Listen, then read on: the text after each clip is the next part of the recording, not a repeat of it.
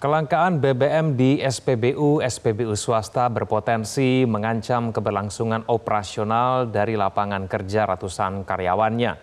Di balik informasi bensin habis itu, ternyata ada kabar getir pegawai SPBU swasta yang takut dirumahkan.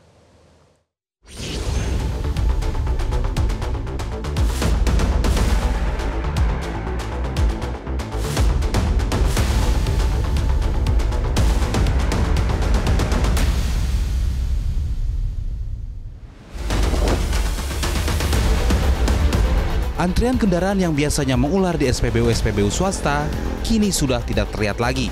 Papan informasi di pintu masuk mengonfirmasi kondisi tersebut.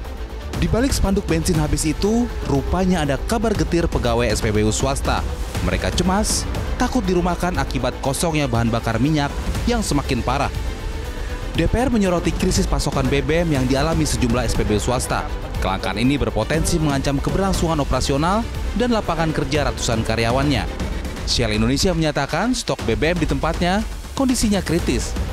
Dari 197 SPBU dengan 5.300 karyawan, hanya 5 SPBU yang masih menjual bensin. Itu pun berada di luar Jakarta. Dari 197 hanya tinggal 5 yang menjual bensin, Pak. Tapi itu pun berada di luar Jakarta. Jadi ada di Cirebon, ada di Cilegon. Tidak di kota besar sudah tidak ada, Pak. Itu udah sama sekali habis.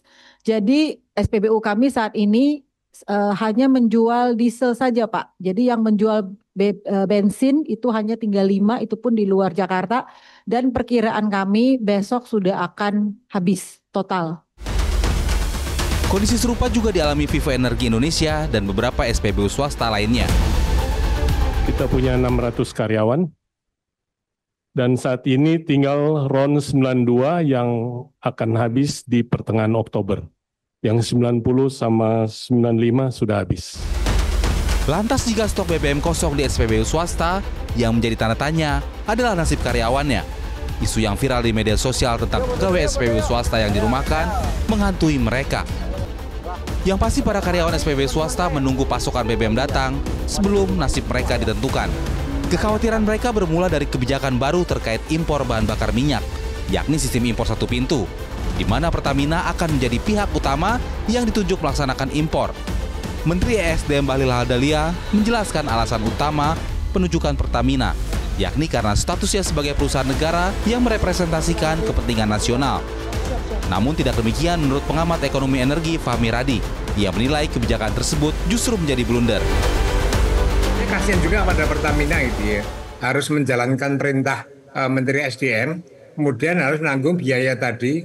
Nah setelah dia membeli dalam jumlah yang besar, tidak ada satupun SPBU kecuali Vivo dan sekarang sudah menarik juga itu ya. Nah ini akan menambah beban kerugian bagi Pertamina. Sementara bagi SPBU swasta, Shell itu sudah ancang-ancang untuk keluar dari Indonesia, nanti akan menimbulkan masalah PHK itu ya. Jadi saya kira dampak dari kebijakannya Bahlil ini akan luas gitu ya. Sementara Wakil Ketua Komisi 12 DPR RI dari fraksi Gerindra Bambang Haryadi menyoroti Pertamina. Dan kita juga harus sadari bahwa Pertamina saat ini itu pergeseran market, saya udah cek kok. Coba kita buka deh penjualan Pertamina yang RON 95 sama 98 pasti turun. Dan jadi kayak ini kayak balon. Yang satu tenggelam, satu muncul. Kan? Jadi maksud saya kalau mau bantu, gimana bantu Pertamina ini? Kalau memang negara ini, pemerintah dalam Kementerian SDM ini, bantu Pertamina.